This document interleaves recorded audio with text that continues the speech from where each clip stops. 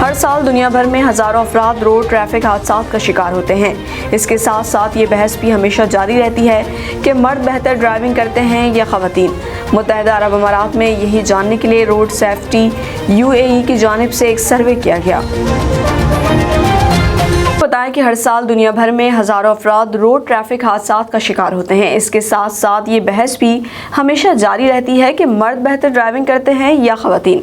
متحدہ عرب امارات میں یہی جاننے کے لیے روڈ سیفٹی UAE کی جانب سے ایک سروے کیا گیا، جس میں چند دلچسپ حقائق سامنے آئے ہیں۔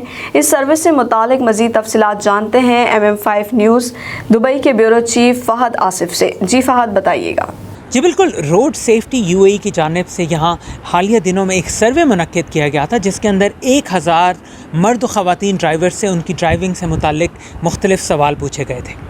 MM5 نیوز کے ناظرین کو بتاتے چلیں کہ اس سروے کے ریزلٹس کے مطابق UAE کے اندر خواتین ڈرائیورز جو ہیں وہ مردوں کی نسبت زیادہ بہتر اور سیف انداز میں ڈرائیونگ کرتی ہیں۔